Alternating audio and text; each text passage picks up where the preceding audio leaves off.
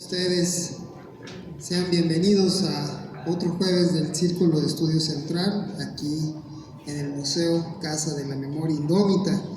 Hoy con un gran evento, diría yo, algo muy importante que nos llena a todos de gusto, sobre todo aquellos que lo llegamos a vivir, como fue el 10 de junio de 1971. Ahora, pues con un importante texto, un libro, como dice Líbrido, como dice mi querido Milo, 12 del 10 de junio. Qué interesante el texto porque son 12 episodios que nos hablan de esa experiencia más anexos, ¿verdad? Unos anexos muy interesantes que nos hacen reflexionar y que pues tienen información muy importante. Pero antes de eso voy a hacer la presentación de nuestros invitados esta tarde. Voy a empezar por Enrique Carlos Treviño Tavares, integrante de la primera generación y fundadora de la Preparatoria Popular, participante en el movimiento por la educación popular en los inicios del año de 1968. Activista del movimiento estudiantil popular del mismo año, integrante del Comité de Lucha y brigadista, miembro del Consejo Directivo de la Preparatoria Popular Mártires de Tlatelolco de 1969 a 1973. Profesor titular de la asignatura de Sociología y del Seminario Político de la Preparatoria Popular de 1969 a 1973. Egresado de la Facultad de Ciencias Políticas y Sociales de la UNAM, licenciado en Sociología de 1971 a 1976. Profesor titular, tiempo completo, de Ciencias Sociales e Historia de México en Preparatoria Cervantes, SC, incorporada a la UNAM de 1987 a 2016. Director académico de la misma de 2009 a 2016. Integrante del Comité de Egresados de Preparatoria Popular por la Reivindicación Educativa AC de 2012 a la fecha. Actualmente es el presidente de la Asociación de Egresados de Prepas Populares. Un aplauso para nuestro invitado.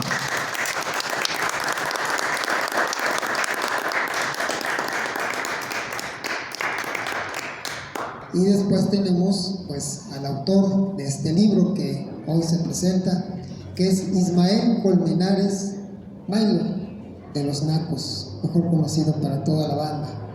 Integrante de Los Nacos, ¿sí? Este grupo de aquella época, muy bueno. Formados en el movimiento estudiantil por Ismael Colmenares Milo, Armando Vélez, Juan Ramón Castillo y José Martínez Mesa. En 68 se inicia el grupo como brigada musical contra el gobierno del Chango Díaz Ordaz. En 1971, Milo es arrestado por los halcones y la policía secreta. Lo acusan de subversivo por participar con los nacos. Lo llevan por 2 semanas a una prisión clandestina. En 1973 participan en la formación de Cleta y ese año la representan en Berlín, donde ganaron el primer lugar por su canción Vietnam. En 1974 presenta junto a Los Mascarones Introducción a la Historia y Máquinas y Burgueses, en Cleta por 2 meses. De 1975 al 2000 cantan su rola por toda la República Mexicana, Europa, Estados Unidos, Centroamérica y parte de Sudamérica. Tienen 12 CDs grabados entre otros: Los Más Nacos de los Nacos, Contigo Amor y Parodia, Va por Chiapas, 68-88, Los Nacos en Vivo. En 2021 se siguen presentando y los integrantes del grupo son Mayra Cebreros, Jorge Silva e Ismael Colmenares Milo. Además participó en la película Todo lo Naco es Chido de Sergio Arau, La Carcachita de F. Soler y en el documental de nuestro Rodrigo González de Rafael Montero. Los Jefes del Rock en México, Canal 22, Esquizofrenia en Canal 22, El Canto Prohibido del 68 de Joaquín Guzmán. Actuó en las obras El Retábilo de Don Cristóbal de Federico García Lorca, la tragicomedia de Don Guardos de Gil Vicente, El cachorro de elefante de Bertolt Brecht, todas las compañías de teatro de la UNAM. El grupo ha participado de manera permanente en las obras de Introducción a la Historia 1 y 2, Lo histrónico de la historia de México, Que no te vean la cara de ¿what? El grupo grabó una canción dedicada a las mujeres, donde aparece la letra en el libro Mujeres del 68, coordinado por Susana Cato, que ya presentamos aquí en este museo, y que pues tuvo aquí nuestra Ana Ignacia Rodríguez, la Nacha. Y en la actualidad una coordina PECA, Peña Clandestina Autónoma. Y pues démosle pues la mejor de las bienvenidas y un aplauso a nuestro querido Rafael.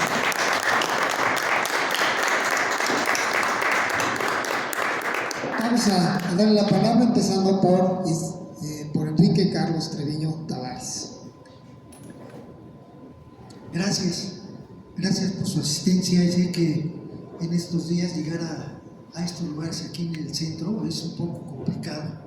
A mí me costó un trabajo llegar, porque yo vengo de la zona del Cine Colmos, más o menos. El metro venía hasta la madre, ¿sí? No había todo México, Tacuba, San Cosme, casi a vuelta de rueda. No sé qué vaya a pasar el día de ahora. Por ahí me están diciendo que algo va a pasar en el monumento a la Revolución. Esperemos que no.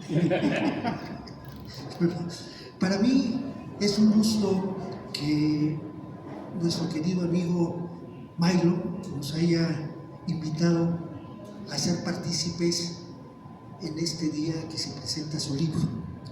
Un libro que se lee, como se dice vulgarmente, de una sentada, pero que la reflexión sobre todo lo que implica el libro, yo creo que va a llevar muchas semanas, porque el libro, este híbrido con las palabras que inventa Milo, el que lo conozca pues sabrá que cada 5 minutos inventa palabras, o sea que si cuando habla inventa palabras, no se lo tomen a mal, así es él, está inventando palabras, y esto es simplemente para tratar de hacernos, ¿sí?, participar en esto. El libro, este híbrido sobre el 10 de junio, para mí contiene la esencia de este libro, se da en la relación que Milo la plantea muy bien y en diferente tiempo, con una habilidad increíble, entre la relación que existe entre la memoria y la historia. Sí. Voy a empezar por tratar de ubicar un poco el contexto para que se entiendan algunas cosas que voy a decir. Primeramente, ¿sí?, el movimiento del 68 fue, por así decirlo, un año, ¿sí?, clave a nivel mundial.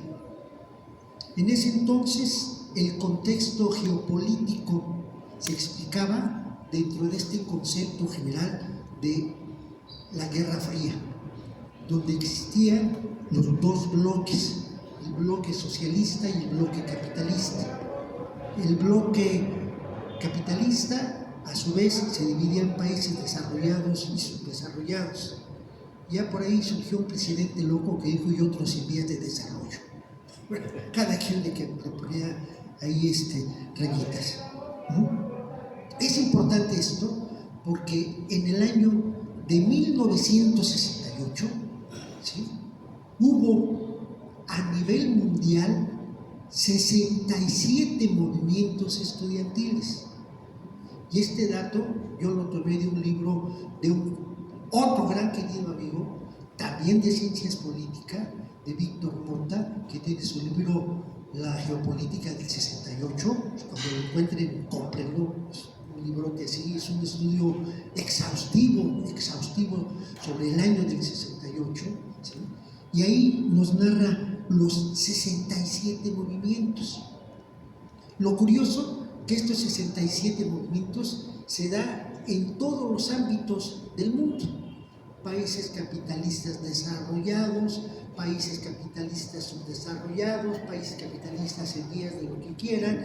En el bloque socialista se dio rebelión de los jóvenes, Sin embargo, hay dos movimientos estudiantiles en el año del 68 que marcan, por así decirlo, la pauta del año y de los movimientos estudiantiles. Uno, el Mayo francés, ¿sí?, por ser el ícono, este destape de posiciones políticas, este destape de la juventud, oponerse a toda la cuestión de que oliera o implicara autoritarismo, ¿sí?, y el movimiento estudiantil popular de México 68. Obviamente el movimiento de México 68, por lo trágico en que no terminó, pero sí una de las fechas claves, la matanza del 2 de octubre. No quiero entrar, mejor dicho, a una plática sobre cómo caracterizar al movimiento estudiantil. Muchos lo catalogan como un movimiento democrático, como un movimiento por las libertades democráticas, otros como un movimiento reformista. Yo creo que esto no cabe ni siquiera esos términos para explicarse nada de lo que fue el movimiento estudiantil del 68. Para mí, el movimiento estudiantil del 68 en nuestro país se puede caracterizar como un movimiento estudiantil, fíjense lo que voy a decir, un movimiento estudiantil que triunfó en el futuro. ¿Por qué digo que es un movimiento estudiantil que triunfó en el futuro? En México se habla del 68, en México trasciende el 68 porque hubo un cambio de mentalidad en todos los jóvenes, independientemente de los cambios políticos y sociales que se dieron naturalmente por el impacto de un movimiento de esta naturaleza. Pero yo creo que la clave está en el cambio de la mentalidad. Y para esto, pues yo les pongo nada más dos ejemplos. Uno ve fotografías del movimiento estudiantil del 68 y la mayoría con el pelo corto. Uno ve fotografías del 10 de junio y mucha gente ya con el pelo largo. ¿Sí? Muchos dirán, eso aquí tiene que ver, pues mucho. Una lucha contra el autoritarismo, una lucha contra lo tradicional en nuestra sociedad. ¿Sí? Y en este sentido, en México trascendió su significado por eso. ¿Sí? Imagínense, voy a empezar a hablar en primera persona, porque creo que sí se pueden ejemplificar y podemos entrar a dialogar interesantemente. Un joven saliendo de secundaria, con 9.9 de promedio en su certificado de secundaria, se presenta a la prepa 4 a hacer todos sus trámites para ingresar a la preparatoria. Aquí aclaro, porque aquí veo gente joven. En aquella época, los trámites hacia las escuelas universitarias se hacían a la escuela, en este caso a la preparatoria, en el que uno quería entrar. Si quiere entrar a la prepa 5, pues ibas a hacer el trámite a la prepa 5. Yo fui a la 4 porque yo quise entrar a la prepa 4. Hago todos los trámites, me dan fecha del examen, lo presento, como cualquier otro examen. La novedad es que tenían 5 opciones de respuesta. En secundaria no nos enseñan a lo mucho más que 3. Entonces, tal vez por ahí pudiera hablarse de una confusión, ¿no? Principios de enero, estoy esperando con ansias que llegara un sobrecito blanco, ¿sí?, donde vendría, mejor dicho, el orden de pago. Donde dice que ese orden de pago fue aceptado, ir a pagar al banco 200 pesos, presentarse a hacer en tu escuela, etc. En su defecto, a mí me llega un sobre grande, amarillo, con mis documentos que había entregado. Y además con una carta muy cabrona, yo cuando la analicé años después, en ese año me dio mucho coraje, no le puse mucha atención, pero ya estando en la Facultad de Políticas, años después de que encontré ese sobre y que revisé, decía: joven Enrique Carlos Treviño Tavares, por la Presidenta se le informa que su examen de admisión a la Escuela Nacional Preparatoria número 4, fulano tal, bla, bla, bla, demostró conocimientos insuficientes. Casi le decían a uno que era un tarado. ¿Qué era el futuro de la gran mayoría de los jóvenes que fuimos rechazados ese año? Pues encontrarnos en abandonar los estudios y convertirnos en trabajadores jóvenes de algún tallercito, de alguna carpintería, y si bien iba, pues de alguna fábrica en forma, ¿no? Que por ahí mi padre me dijo: como no quedaste, le voy a decir a los dueños de la fábrica. Él trabajaba en una fábrica de calzado de dueños españoles, la GBH. Entonces me dijo: le voy a decir a los dueños para que te metan a trabajar ahí. Yo dije, no porque desdeñara eso, decía: no, yo quiero seguir estudiando. ¿Sí? 2 días después, un vecino que éramos partícipes de la misma situación llega corriendo con un volante que ahí todavía lo tengo en la casa. Ese volante se lo acaban de dar a mi mamá en un camión que andaba por el centro. Un volante donde palabras más, palabras menos decía: a los jóvenes estudiantes de México.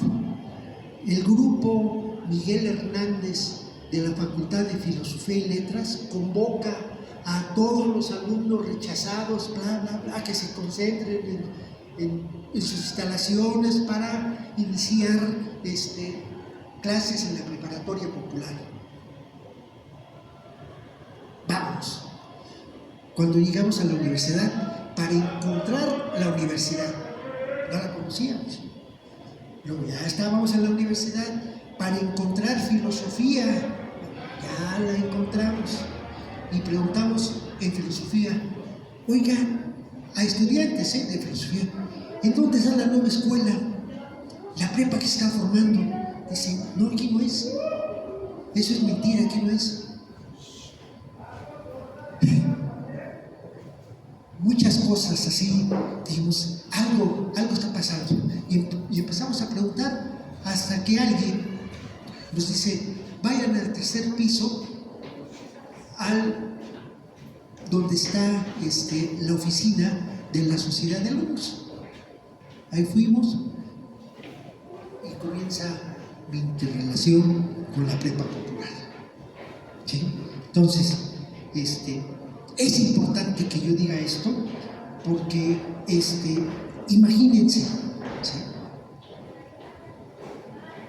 de estar en una situación prácticamente al borde de la desesperación, que me iba a quedar sin estudiar, a una escuela a donde llegamos, nos empezamos a inscribir y empezamos a trabajar, ¿sí?, haciendo difusión, picando esténciles que no sabíamos de lo que era un esténcil, picando esténciles, formando brigadas.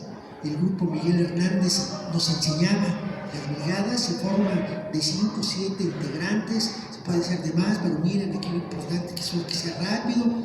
Nos empezaban a grillar y a politizar, ¿sí? ¿Qué es lo que hicimos? Ya sabíamos lo que era la brigada, formen sus brigadas y vámonos a difundir a la universidad de dónde son ustedes. Van a ir a difundir a su preparatoria, van a ir a pedir apoyo para que vengan los estudiantes de los últimos años de sus carreras o a profesores universitarios que vengan a la Facultad de Filosofía y Letras, que quieran dar clase en la preparatoria popular, pero gratis, no hay pago, gratis. Lo sintetizamos y hacíamos así notas y nos lanzábamos. Y empezamos nosotros a agitar a la universidad del mes de enero al mes de julio del 68. cuando íbamos a Derecho, pues hay cierta renuencia. Cuando íbamos, estaba por ahí Psicología, luego estaba Economía, y atrás de Economía estaba Políticas, pero nos sentíamos en casa, ¿no? Porque uno de las primeras gentes que llegó a escribirse como maestro y que nos daba consejos de cómo organizarnos era un dirigente de la facultad, Antonio Alonso, no sé si lo conociste, Antonito Alonso. Él era, entonces cuando llegamos ahí, él junto con Romeo Medrano eran los dirigentes de la sociedad de alumnos. Entonces caíamos en blandito, donde ya se ponía fuerte de químicas hacia arquitectura. Cuidado. Cuando llegábamos a ingeniería, de burros, de agitadores, no nos bajaba.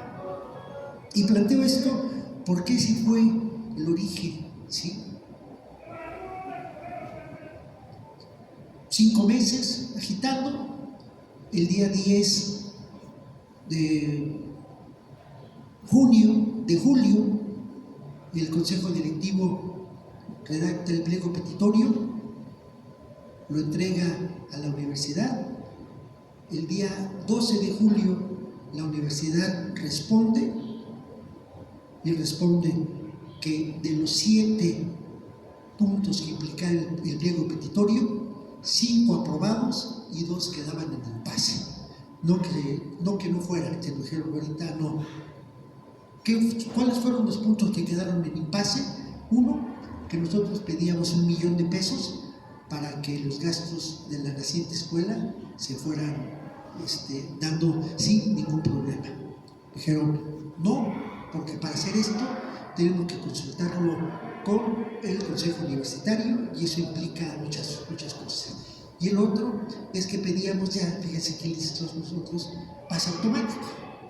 Y dice, no, antes de correr, camine. Dice, la incorporación se la tienen que ganar, se la tienen que ir ganando año con año. Ya estaba la del primer año, la del cuarto año. ¿Sí? El 19 de ese mes se nos entrega el edificio de la antigua Facultad de Comercio y Administración, ubicado en la calle de Liverpool 66, a 3 cuadritas del Metro Insurgentes, a 3 cuadritas de la zona rosa. Entonces fue un edificio clave, fundamental, ¿sí? Y el 26 de julio, pues está ahí el movimiento estudiantil. Decidimos en asamblea no irnos a nuestro edificio porque íbamos a hacer fesa prasi de los policías, de los granaderos, y no teníamos mucha experiencia todavía, a pesar de lo que vivimos, ¿sí? Y nos lanzamos y nos integramos de lleno al movimiento estudiantil. Para 1970 se toma un edificio nuevo porque las instalaciones del edificio del Liverpool 66 ya eran insuficientes, ¿sí? Y en 1971 entra la primera generación a la universidad. Entramos 746 alumnos, fíjense, 746 alumnos a todas las facultades, y al entrar la primera generación a la universidad prácticamente se consolida, ¿sí?, la escuela ya preparatoria popular, ya con 2 planteles. Para este entonces, Tacuba está ubicado en un barrio popular, ¿sí?, en un barrio muy fuerte, y la preparatoria, que era el antiguo edificio de Ciencias Químicas, estaba en el Mar del Norte, junto a las vías del ferrocarril, ¿sí? Había un foquito por aquí en las noches y otro a la casa de la comadre más allá, ¿no?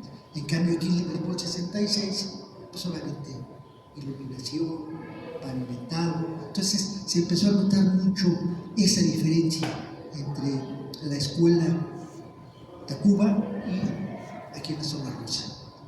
La calidad de los maestros, ¿sí?, la lucha, la entrega, se daba en los dos. 1969, los comités de huelga que se formaron durante el movimiento estudiantil se transformaron en comités de lucha. ¿Sí? Por eso, en 1970 se forma a instancias de compañeros del Politécnico, se forma el comité coordinador de los comités de lucha, el famoso COCO. 70. Por eso en 71, cuando estalla el movimiento en la Universidad de Nuevo León, ¿sí?, que no voy a platicar nada sobre ese movimiento, pero fue el elemento que llevó a salir a la calle, ¿sí?, en el COCO empieza una discusión del apoyo a los universitarios de Nuevo León. Ya se había dado el cambio de gobierno. En el 70 había entrado, fue la elección presidencial que la ganó Luis Echeverría Álvarez. ¿Sí? En el Poli, en 1970, si no me falla la memoria, en noviembre, se hace un acto y presentan al candidato oficial con una cabeza de puerco. ¿Sí?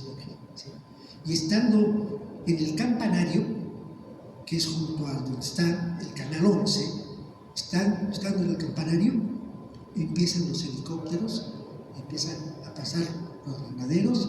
Quisimos salir a una marcha y a la siguiente cuadra, en la avenida de los Gallos, ¿sí?, fue disuelta esta marcha. Ahí comienzan a trabajar los halcones. Tengo que decir que la preparatoria popular fue el laboratorio, fíjense qué feo digo, el laboratorio de los halcones y de toda la gente que dio a este grupo para ejercer sus tácticas. Tiro por viaje nos asaltaban, tiro por viaje nos emboscaban, ¿sí?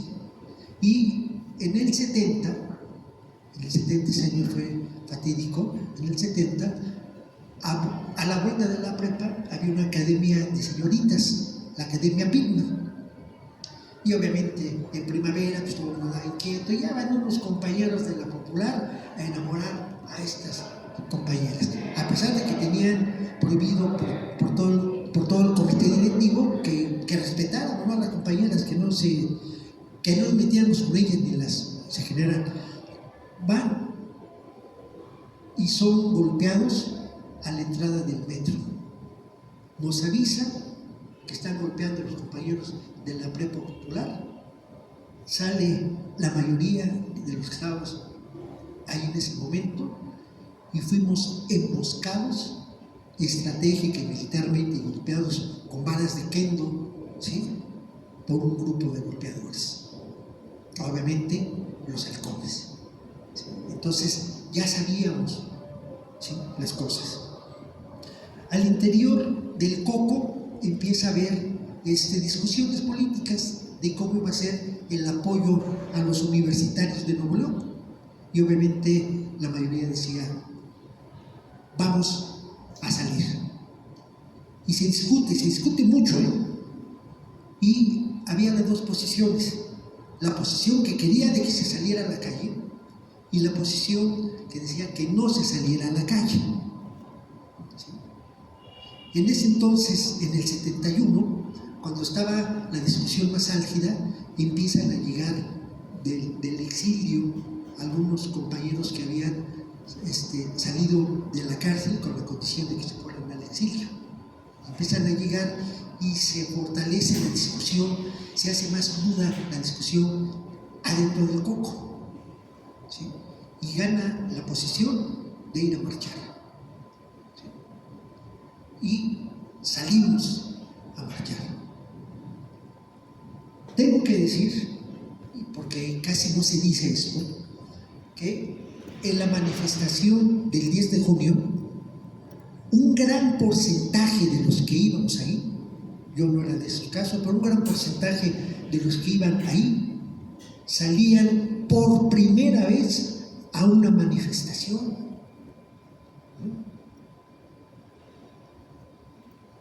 70 se forman los SHs, 2 SH3, 71, 3 CCH, Azcapotzalco, Naucalpan y Vallejo. Luego al siguiente año se forman los otros 2, Sur y el famoso Oriente, ¿sí? Y la prepa popular del 70, Tacuba, ¿sí? Con gente que entraba a estudiar a la prepa. O sea, ellos no habían vivido la parte del movimiento estudiantil que nos tocó a nosotros, los de la primera generación. Entonces, es importante decir esto, ¿sí? Que muchos de estos jóvenes era su primera vez de que salían. Se sale y obviamente sabemos cuál es esta situación. Voy a plantear una cuestión de carácter personal, ¿sí? La experiencia personal, que el libro de Milo me estimuló mucho, me hizo recordar muchas cosas y me hace que tenga muchas ganas de volver a escribir sobre el 10 de junio, ¿sí? Hacerlo desde otra perspectiva.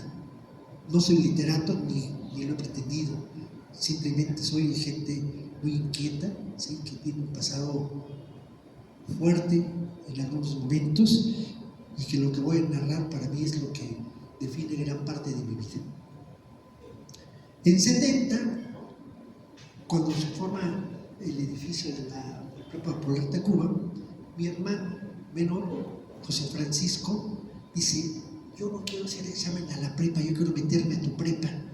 Pues vamos, ahí no haces examen, vete.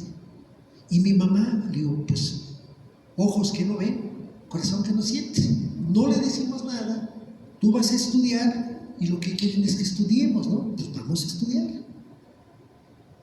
No hizo un trámite, sí, para entrar a las escuelas oficiales, sino que ya iba directamente a la popular.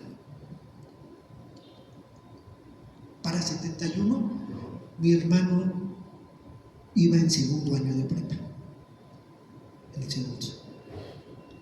Ese día yo no llegué a dormir a la casa, me quedé haciendo pintas en Liverpool, ¿sí? Porque nos gustaba además quedarnos así a platicar, hacíamos volantes y todo lo que nos enseñaron a nosotros los enseñábamos a la gente nueva que entraba ahí a nuestra prepa. Déjeme decirle que la primera generación, o la gran mayoría de la primera generación, en 1969 debutamos como maestros. Formamos, o le agregamos, mejor dicho, una asignatura nueva al plan de estudios de la universidad, que era la asignatura de seminario político, a donde era hablar un poquito de la historia de la popular y de los movimientos sociales y del movimiento estudiantil, ¿sí? Y la mayoría de los maestros de esa asignatura fuimos alumnos de la primera generación. El 10 de junio yo ya iba a la prepa popular, íbamos como por el lugar veintitantos, sí, de los últimos. Iba primero Liverpool, yo iba encabezando el contingente de Liverpool y luego atrás iba el plantel Tacuba, a donde mi hermano y otros compañeros lo iban encabezando, ¿sí? Al principio de la marcha lo veo, nos abrazamos y lo noto algo raro, no quiso que lo abrazara. Le dije: oye, ¿qué onda? ¿Qué traes? ¿Sí? Llevaba, y hay que decirlo porque son las cosas, llevaba una bomba molotov. No, le dije: hay que tener mucho cuidado con esas cosas. Y se sigue la marcha, se para la marcha, se empieza a avanzar. Todo esto ya estábamos en las inmediaciones de Avenida de los Maestros, estábamos tocando la calle de Díaz Mirón, sí, Avenida de los Maestros, tocando la calle de Díaz Mirón, cuando se empiezan a escuchar gritos, porque el ataque fue simultáneo en todas las calles que dan. El lugar donde se dio el ataque el 10 de junio desde el punto de vista estratégico, ¿sí? Militar, para hacer emboscadas. De la calzada México-Tacuba a la calle de Díaz Mirón, pasando por Amado Nervo, Sor Juana, José Antonio Alzate y Salvador Díaz Mirón, 4 cuadras, todas pegan, desembocan en la barda grandota de la normal. Y por ahí va la marcha. ¿Sí? Por todas estas calles de que señalo, fue el ataque simultáneo. Agréguenle México-Tacuba, donde estaba el señor Cosmos. Se da el encontronazo. ¿Sí? Yo participo en un encontronazo ahí en la calle de Díaz Mirón. Ahí prácticamente el encontronazo fue muy leve porque eran pocos halcones los que atacaron, los repelimos fácil. Volvimos a México-Tacuba y empezamos a escuchar disparos. Corro buscando a mi hermano, llego a la calle de Alzate, ahí me resbalo, me golpean, rodo un poquito, me escondo bajo un coche, ¿sí? Ya cuando pude me levanté, voy caminando buscando gente, me encuentro a una alumna mía de la preparatoria popular, Carmina, que creo la conoces, Maylo. Sí. Carmina, me la encuentro a otros compañeros, dijimos, vamos a hacer, yo ya estaba muy nervioso, yo estaba prácticamente desubicado emocionalmente, ¿no? Ya con los balazos encima, ya con los golpes, sabiendo de que mi hermano, entramos a la normal, y cuando entramos a la normal me encuentro a los compañeros de la prepa popular que estaban organizando ahí junto con el grupo Mascarones, con Lourdes Pérez Gay, Mariano y todo el grupo de Mascarones y el grupo que se iba formando, los dos grupos que se habían formado ya en Tacuba, de Francisco Villa y el Emiliano Zapata. Me los encuentro, me dice, ¿qué te pasó? Vienes muy golpeado. Toda la camisa llevaba una camisa de manta blanca, toda manchada de sangre, pero yo no tenía sangre más que por aquí en un rasponcito. No me di cuenta, me pregunta. Me cambié esa camisa, se tiró a la basura. Mariano me prestó una playera de que llevaba, me la puse y me dice, en esa ambulancia que acaba de salir, tuvimos que dejar ir a tu hermano por la gravedad de sus heridas. Lleva 3 balazos. Me puse como loco, ¿no? Entonces nadie me quería dejar solo, todo el mundo me abrazaba para que no me saliera. Les dije, ¿saben qué? Yo no puedo estar aquí. Me salgo, supuestamente yo iba solo y cuando volteo venía Carmina, venía Chuchín, venían como 4 o 5 gentes más que no me querían dejar solo. Nos brincamos la barda de la normal hacia Maestro Rural, ¿sí? De ahí dijimos vamos a caminar hacia la Cruz Verde y de ahí atravesar los Gallos, era mi idea, ¿no?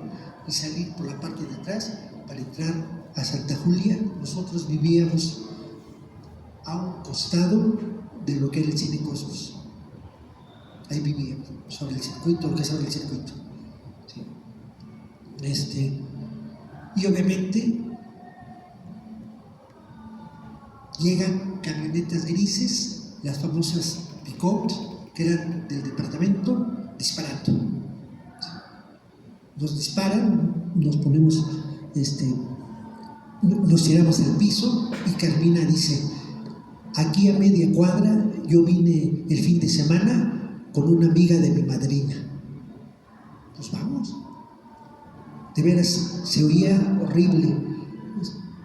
Gritos, camionetas, la gente de las camionetas con armas de alto poder, disparando a todo aquel que se asomara, a todo aquel que fuera caminando a la calle, disparándoles sin miramientos. Entramos y lo primero que hice fue ir a un teléfono.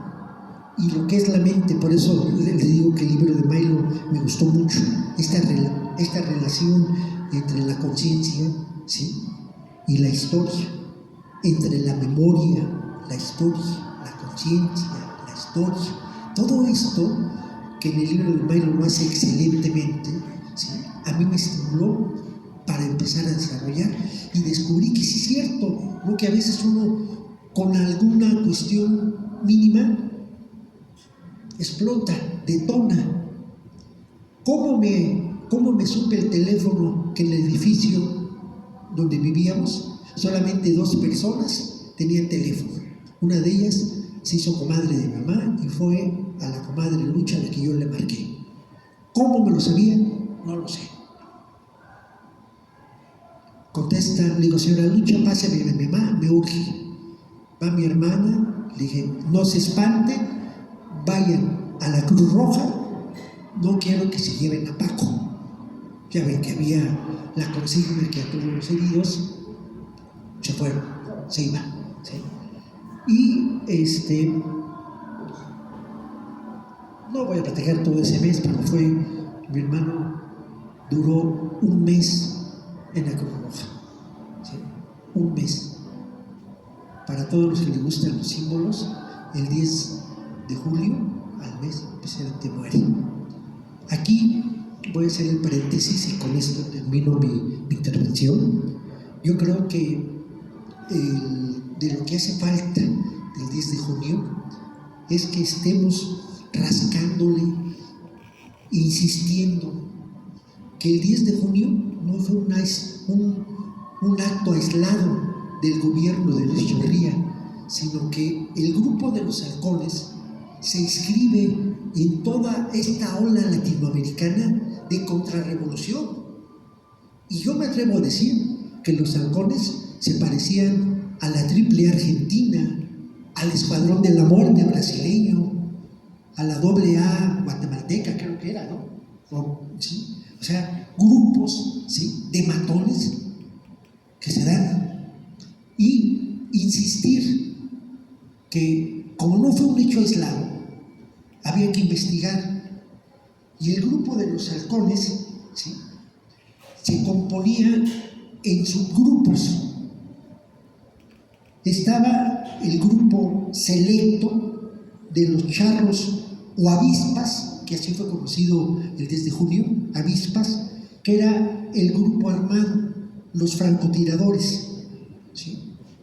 Ellos en su mayoría eran militares.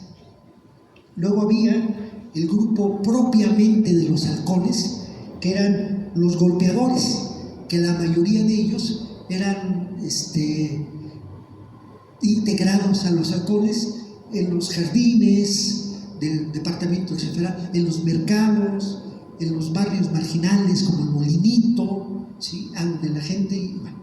Estaban el grupo de los acuarios, que los acuarios eran los que realizaban la penetración de movimientos y escuelas. Por eso es que tenían tan certero quiénes eran los activistas, a qué grupo pertenecía, a qué tendencia pertenecía, qué había dicho, qué no había dicho.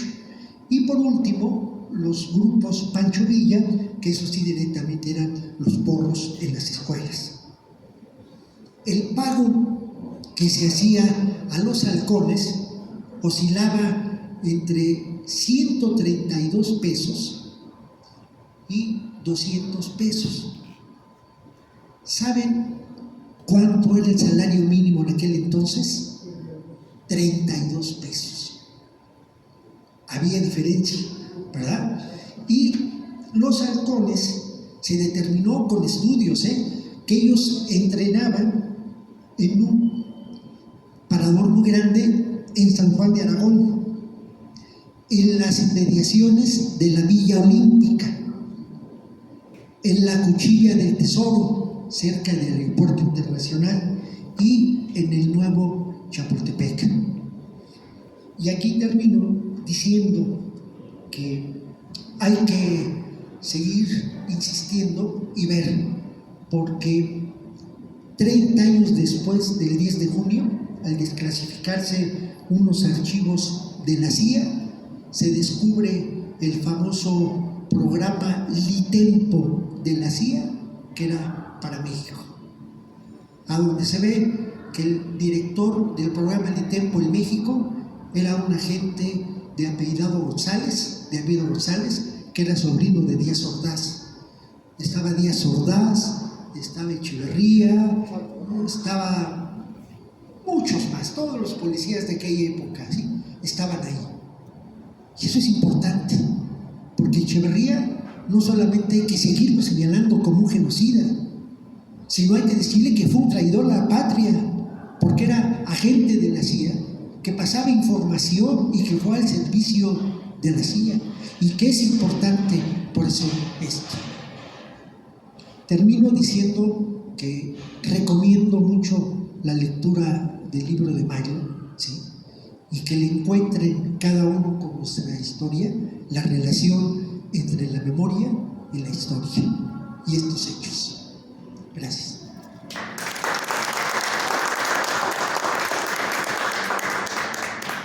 Muchas gracias. Muchas gracias, de verdad, qué interesante relato. Y pues sí, hay que insistir efectivamente en la apertura de archivos y enjuiciar post-mortem al cínico pelón de lentes que fue Luis Echeverría Álvarez, que fue, sí, efectivamente un traidor y que debe de tener muchas cuestiones atrás de toda esta memoria. Y por eso es importante la memoria dentro de nuestro pueblo. Es importantísimo preservarla y trabajar en ella y sobre ella, que ese es también trabajo aquí en el museo, para convertir esa memoria en indómita, indomable. No lo podemos dejar atrás. Muchas gracias, Carlos Treviño Tavares. Y bueno, pues vamos a darle la palabra al autor de este libro, a Ismael Colmenares, Milo para los cuates, Milo de los naranjas. Muchas gracias.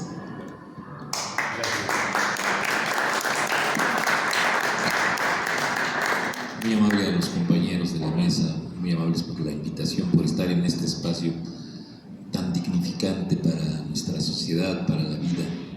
Y me voy a atrever a decirles algo que no está fuera de contexto, pero que sí tiene que ver con todo esto.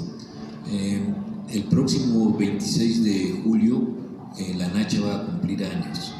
Entonces, el 26 de julio yo le iba a hacer un regalo, le iba a dar una canción. Voy a la mitad de la canción, es decir, llevo nada más la letra. Y en ese sentido, por circunstancias personales, no va a estar la Nacha el día de su cumpleaños.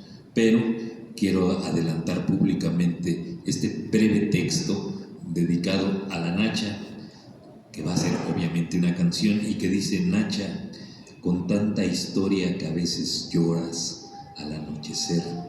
Nacha, con tanta vida comprometida al amanecer.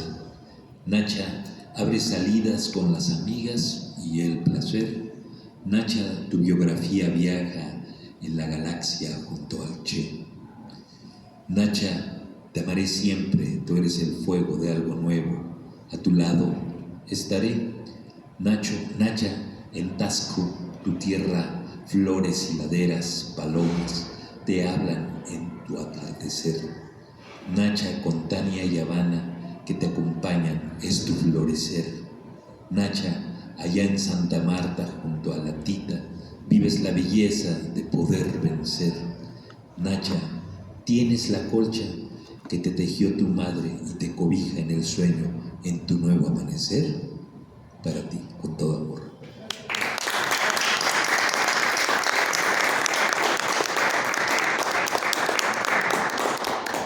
Y bueno, en ese sentido, voy a tratar de hablar sobre los significados de este líbrido, y me parece que es importante, aunque ya lo hizo de una manera muy detallada Enrique, sí señalar algunos aspectos que me parece que son fundamentales. Hay una tesis que yo uso, y me parece que seguramente estaremos de acuerdo, es que el 68 no termina el 2 de octubre. Es decir, el 68 se extiende y por eso es que hay una represión. El 68 es en realidad un triángulo de poder que está perfectamente bien ubicado. En el 68 vamos a encontrar, si estuviéramos haciendo una analogía con la literatura, con Dante Alighieri, con la Divina Comedia, aquí veríamos la desvanecida tragedia.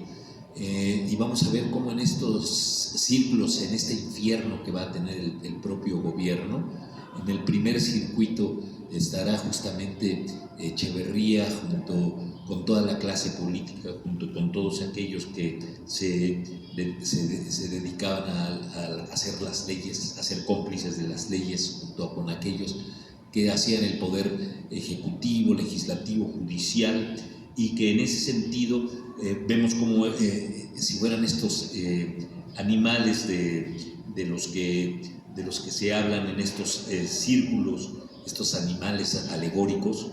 Veríamos cómo ellos serían en este círculo las culebras,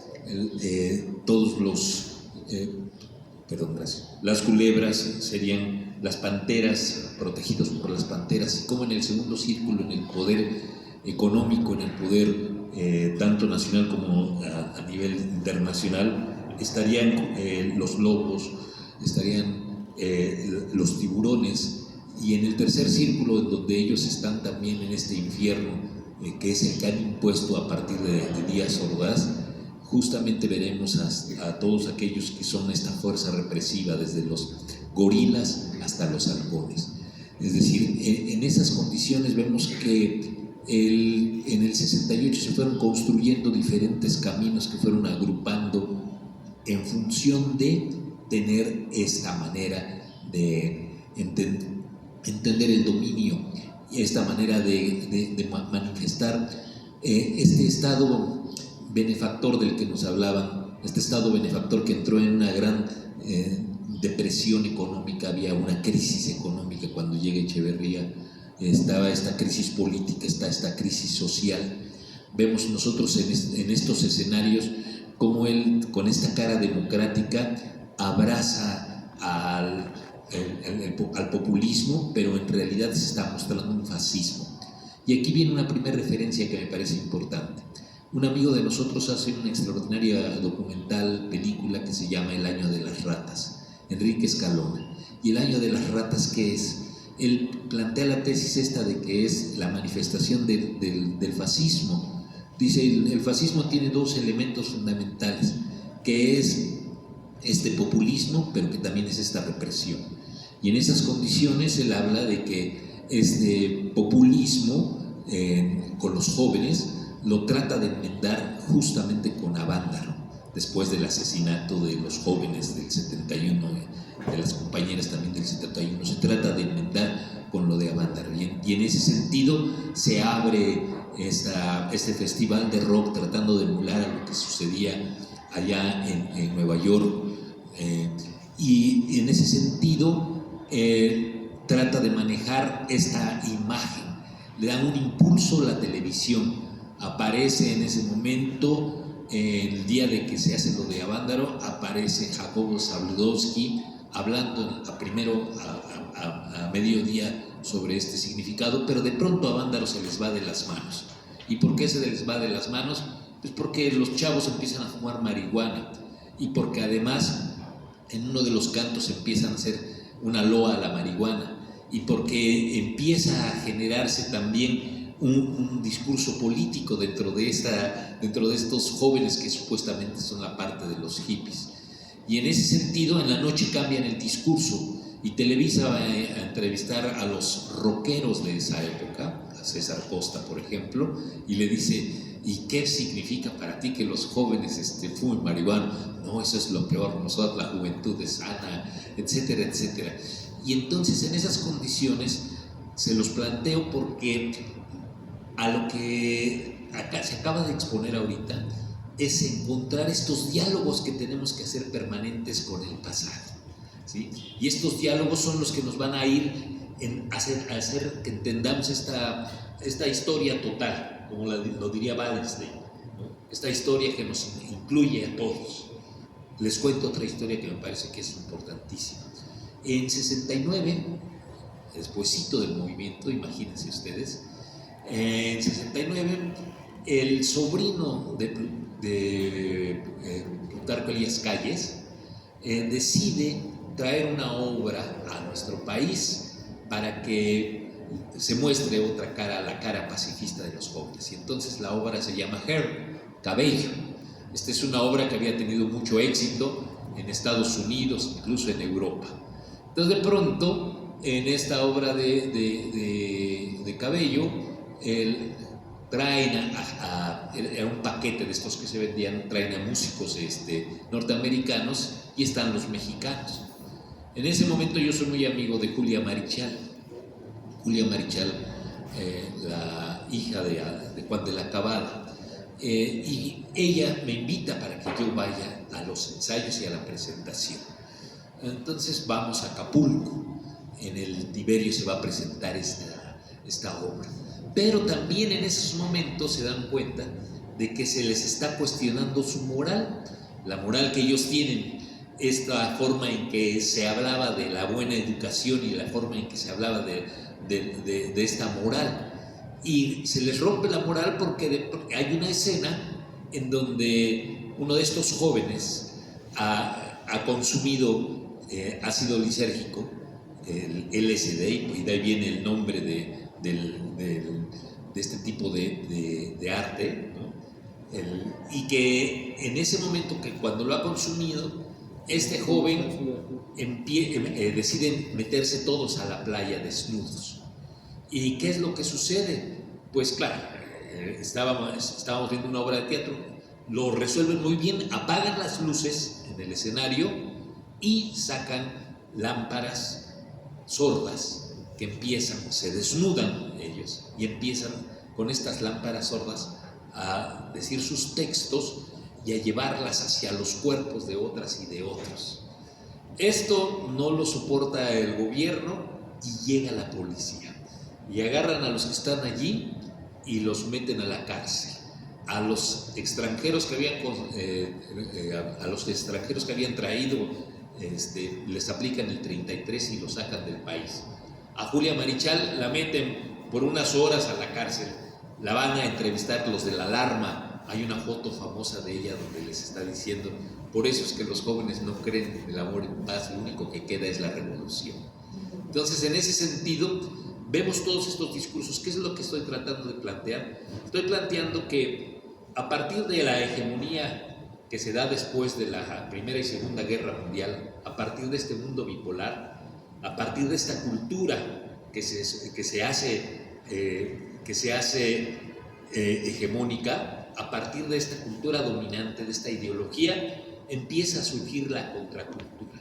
Y empieza a surgir la contracultura en distintos espacios, ¿sí? Estos espacios lo vamos a ver en la literatura, con la literatura de la onda, con José Agustín, con Parménides Saldaña. Lo vamos a ver en el teatro cuando aparece la obra Cementerio de Automóviles que hace Julio Castillo.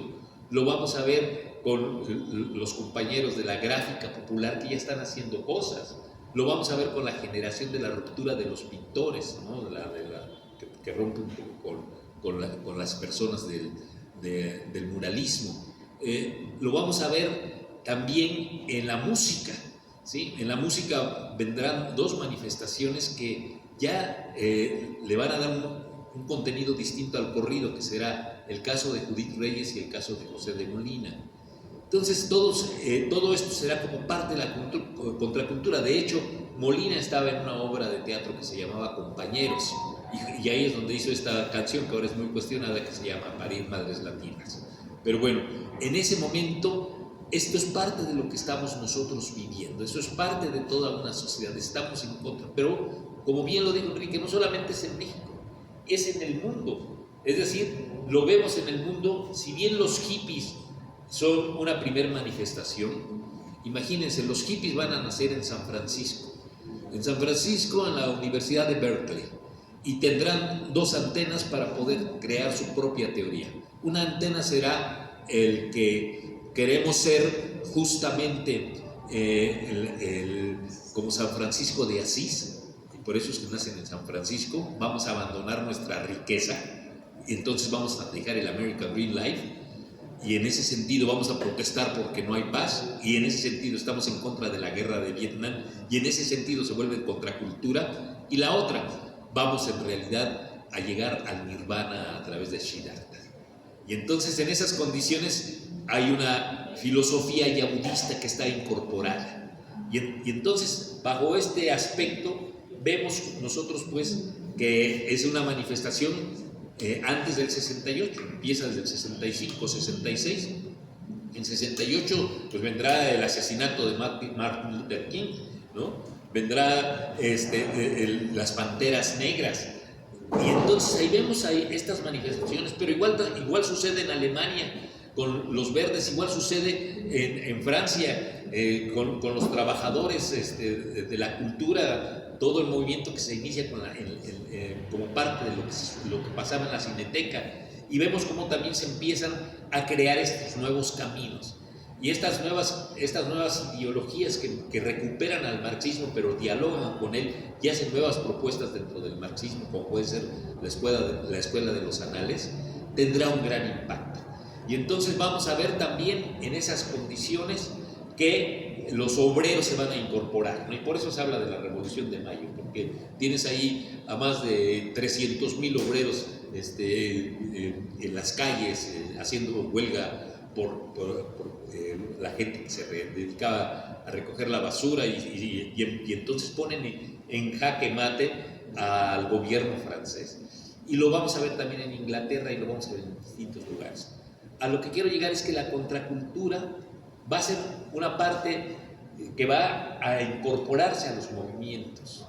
A todo esto lo vivimos, o sea, no es que nos lo hayan contado, simplemente lo vivimos, ¿no? Y entonces de pronto traes todo acumulado, y ¿qué vas a hacer con todo eso que traes? Y entonces pues empiezan, a lo mejor haces una canción, haces conferencias, haces pláticas. A mí, después de que me agarraron, Leopoldo Ayala fue a verme a mi casa, a la Jardín Balbuena, y me dijo: tienes que sacarlo, pasaron muchos años. Ahora con la pandemia dije, pues lo voy a sacar. Y voy a sacar esto, aunque como lo señalé, lo que a mí me sucedió, soy la punta del iceberg.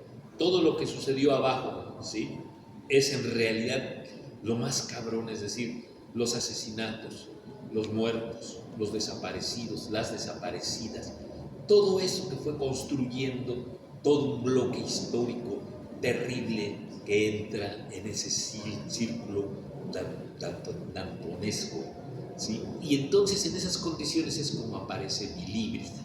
Y en este líbrido está dividido en 3 partes, como bien dijo Enrique. La primera es toda esta experiencia que en mí, incluso cosas de vida cotidiana que a lo mejor no tendrían por qué enterarse, pero que las digo, ¿sí? Una segunda parte, todo esto que se desclasificó por parte de los archivos de la policía, y entonces se recuperan los nombres de los compañeros asesinados, los nombres de los heridos, los nombres de los detenidos, los nombres de los halcones, algunos, la mayoría, lo que ganaban los halcones, quién era el responsable de esto. Y resulta que esto es lo que me dio pauta para hacer la tercera parte de este libro. Dentro de uno de los responsables estaba un señor que se llamaba Manuel Díaz Escobar. Y este Manuel Díaz Escobar, que había nacido en 1918, su papá le pone así Manuel porque había un cuate que había justamente perseguido a Madero, ¿sí? Que además tuvo una hija bellísima, Nahuín Olín. Este señor se llamaba Manuel Mondragón. Entonces Manuel Mondragón era el idolazo de los papás de este hijo que nace, que es Manuel. Y su papá le llevaba revistas de los halcones, el cómic de los halcones. Entonces el papá lo leía, y por consecuencia el hijo también lo leía. Entonces los halcones había los halcones dorados, los halcones negros, pero en esencia como nacen en la década de los 50 y se está dando la lucha, y por eso es que todo se liga, la lucha en contra del socialismo, ¿sí? Donde aparece justamente en los 50 el macartismo. Esta lucha, ¿qué es lo que hace? Es una lucha que tiene que tener también su propuesta a través del cómic, y los que van a luchar contra el comunismo serán justamente los halcones. Y de ahí vendrá el nombre, ese será el origen de por qué se van a llamar los halcones, porque Manuel Escobar es un adicto a esa literatura. Les lee los libros, los que él había compilado, los había hecho libritos, pues, se los lee a los jóvenes y les empieza a decir, a diferencia de los grupos porriles, les empieza a meter una ideología en contra del comunismo. Vamos a acabar el comunismo. Y en ese sentido, este señor va a morir en su casa en el 2006, pero yo no lo podía soportar que muriera tranquilo y en su casa y en el 2006. Y entonces de ahí es que viene la ficción que comprende la tercera parte. Y hago una especie de cuento en donde en esta ficción les cuento la historia de Manuel Díaz Escobar, pero también cuento la historia de otra chava, que su papá había sido camarógrafo con la época de que había ascendido Hitler. Después él con el que está trabajando el director se suicida, y entonces en realidad descubre que no se suicida, sino que lo mandó matar Hitler porque era una parte crítica, y entonces él se viene a América con su hija Mónica. Entonces su hija Mónica va a crecer en Bolivia, y ahí va a estar muy cerca, celularmente hablando, intelectualmente hablando, del movimiento guerrillero. Ella va a estar ligada a la llegada del Che Guevara, y va a estar ligada también al asesinato de Tania la guerrillera. Y el que le corta las manos al Che Guevara se llama Figueroa, se las corta, y entonces, junto con la gente de la CIA, posteriormente los cubanos van a recuperar el cuerpo, pero ellos dicen, esta persona tiene que ser ajusticiada. Y entonces Mónica, la hija de este alemán, decide, junto con otros compañeros y compañeras, ir a buscar a este cuate que lo han mandado de embajador a Hamburgo. Y cuando lo van a buscar, saben en realidad qué tipo de mujer le gusta, cuáles son sus preferencias y demás, y le mandan una fotografía desde Madrid a este cuate para decirle que quieren hacerle una entrevista.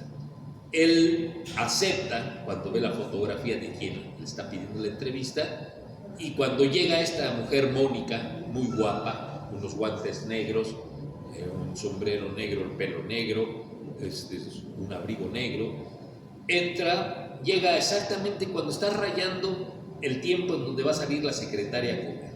Entra y empieza a platicar con él, y cuando están sentadas y cuando ella ya sabe que no está la secretaria, dice, ¿me permite que me quite el abrigo? Dice, por favor, claro, quíteselo. Entonces, cuando se está quitando el abrigo, mete la mano al bolsillo que está en la parte interior del abrigo, saca la pistola y le dispara 3 veces a este hombre. Es decir, es la respuesta a ese crimen que hicieron con respecto al Che. Deja el abrigo, se deja la peluca y sale. Y entonces, ¿qué pasa con Mónica? Nadie sabe de ella. Y lo que hice yo fue traérmela a México para que pudiera enfrentarse justamente a Manuel Escobar Díaz. Pero bueno, ya no les voy a decir en qué termina esta historia, porque si no, no van a comprar el libro. Pero en esencia esto es lo que compone el híbrido, y esto que bien hizo Enrique de meterme también a dar contexto, es lo que tenemos ahora. Y ya nada más para terminar, les quiero decir 3 cosas. La primera, pienso que todos los que estuvimos el 10 de junio, el 2 de octubre y los que hemos estado en los movimientos sociales, tenemos historias que contar. Por lo menos del 2 de octubre deben de haber 200,000 historias, por lo menos 60,000 del 10 de junio. Y que en ese sentido, esto es lo que nos va a permitir seguir dialogando con el pasado. El pasado no es algo que ya está muerto, no. El pasado se va a vivificar en la medida de que vamos a encontrar otras maneras de acercarnos a él. Durante muchos años siempre vimos que la revolución de independencia la habían hecho Hidalgo, Morelos, Allende, Abasolo, Aldama, y que la había consumado el traidor Iturbide. Durante muchos años vimos eso, pero de pronto se veía por ahí a José Ortiz de Domínguez y hasta le dieron el premio de ser un quinto de cobre, ¿sí? Mientras que Hidalgo era uno de a 50 pesos. Y de pronto entonces empieza a verse que eran otras de las mujeres que estuvieron al lado de cada uno de ellos. Leona Vicario al lado de Morelos, ¿sí? Leona Vicario, que fue de las que no aceptó el indulto. Tenemos a Gertrudis Bocanegra allá en Michoacán, que además hablaba purépecha, y antes de que la fusilaran, porque tampoco aceptó el indulto, a ella la fusilaron, lanzó sus consignas en purépecha. Y vemos entonces a Mariana Labrín, y entonces empezamos a darnos cuenta de que ahí está esa historia, que estaban esas historias, pero que no habíamos dialogado con ellas, ¿sí? Y entonces las empezamos a redescubrir y nos empezamos a introducir a ellas, y nos vamos a encontrar con que justamente este pasado es lo que nos está explicando nuestro presente. Esta memoria indómita como está aquí es la que nos está haciendo que veamos otra manera de entender la historia, y que no sea la versión que nos dio Blanco Moeno, ¿sí? Que no sea la versión que se difundió por parte de los que se encargaban de la televisión, de Jacobo Zabludowski, de los que hacían el radio. Que no sea esa la visión, que no se quede esto, que no sea, perdón, aquí afuera se llama la calle Regina, ¿no? ¿Se acuerdan que hubo una novela que se llamó así, Regina, ¿no? Entonces, que no sea esa visión de Regina, porque es así como muy metafísica, ¿sí? Está bien que la quiera leer, eso no hay problema, pero el problema no es ese, el problema es encontrar estas maneras de acercarnos. Todas los que estamos aquí somos semillas. Todos podemos llegar a la tierra. Todos nos vamos a transformar en árboles. Todos vamos a crecer. Y a todos el viento nos va a llevar para llegar a otra parte. Esto es parte de la vida. Nosotros vamos a generar la vida nuestra. Y termino diciendo, el 10 de junio abrió estas ventanas, como lo hizo el 2 de octubre, como lo hicieron los jóvenes de Ayotzinapa. Estas ventanas para asomarnos a entender ese México. Tenemos un grave problema, tenemos que acercarnos a los jóvenes, cómo hacerlo, cómo llegar a ellos, cómo hacer que se interesen. Pero es parte de nuestro trabajo, de lo que tenemos que hacer. Y entonces el 10 de junio es justamente ese grito de libertad. El 10 de junio fue ese grito hacia nuestros compañeros. El 10 de junio fue la consecuencia, y fue con esta frase que me parece que es extraordinaria, la que nos abrió el futuro para poder triunfar en él. Muchísimas gracias.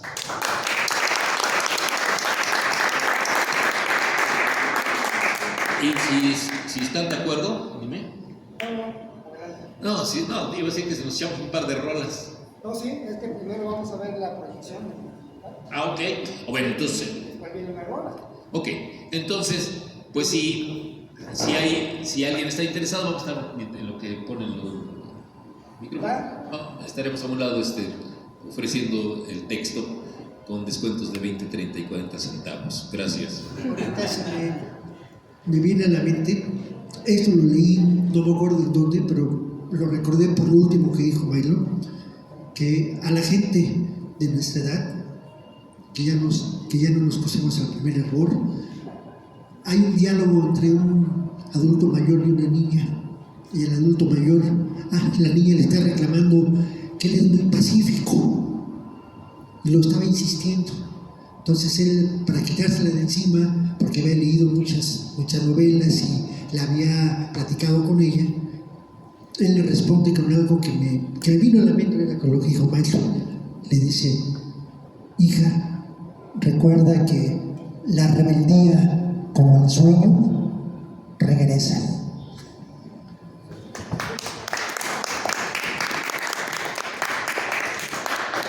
Bueno, pues ahora todavía no termina esto, al contrario, porque van a venir rolas, va a venir venta del libro y vamos a proyectar un pequeño documental que se llama Sin Prescripción. Es muy importante porque es una idea que surge del compañero Daniel Molina, quien resalta la importancia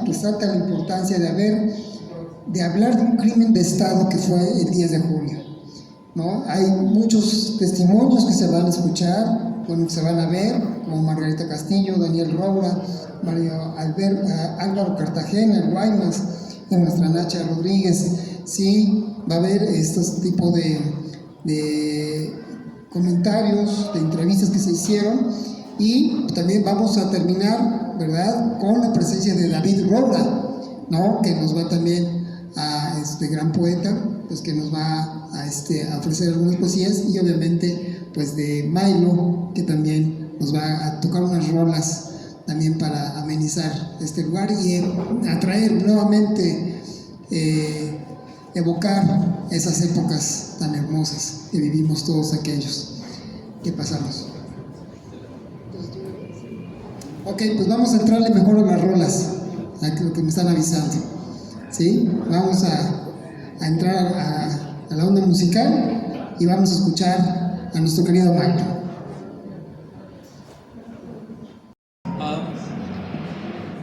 ¿Qué les parece un par de rolitas así, o pedacitos de rolas de esa época que cantábamos todos? Esta, por ejemplo, que está llorando la tierra, herida por un cuchillo,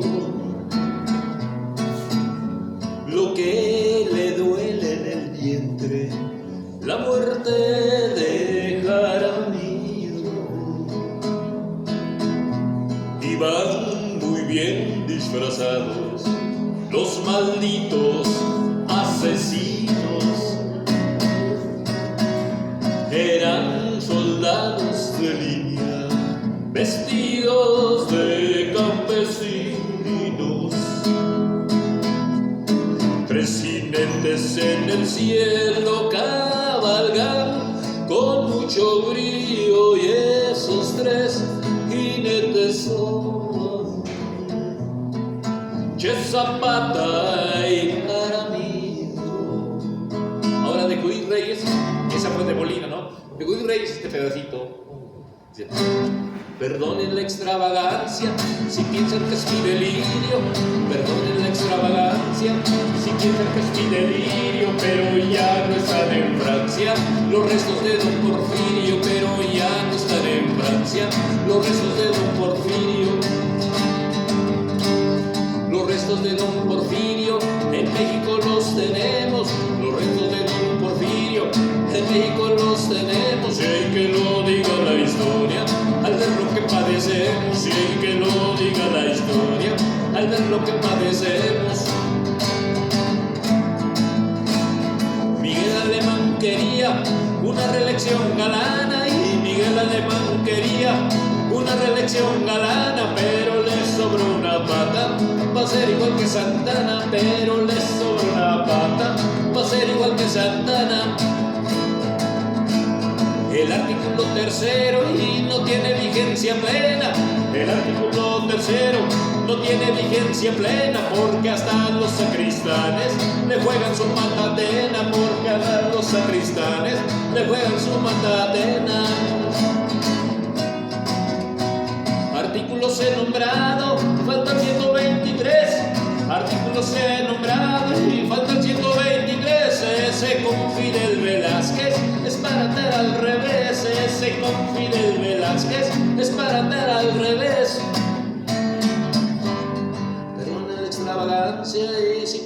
es mi delirio y perdonen la extravagancia. Si piensan que es mi delirio, ya ven cómo aquí tenemos los restos de don Porfirio. Ya ven cómo aquí tenemos los restos de don Porfirio.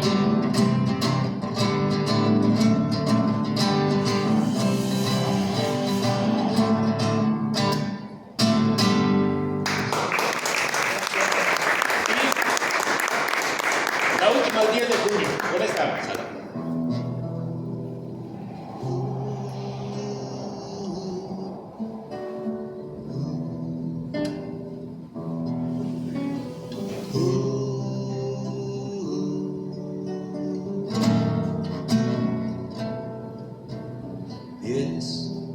De junio, el gobierno su furia desató. 10 de junio, el gobierno su furia desató.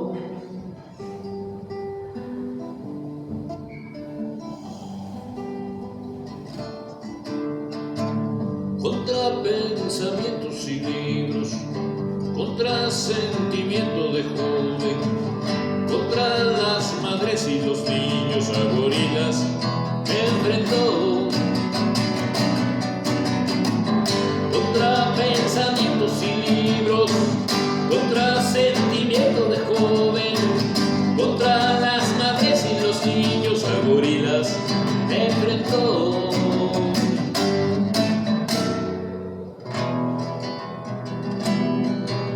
La sangre de los caídos será sangre del enemigo. Por cada estudiante muerto surgirán 100.000 semillas.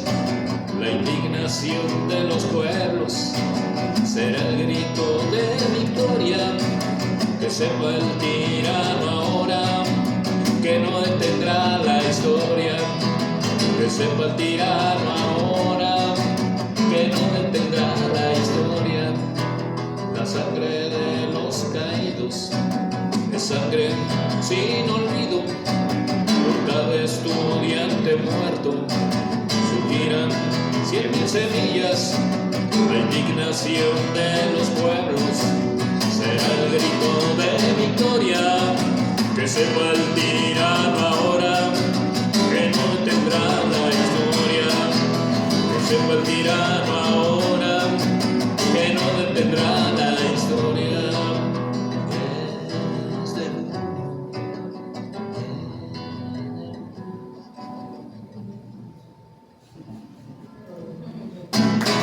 Gracias, mi amable. Es el último de los blancos.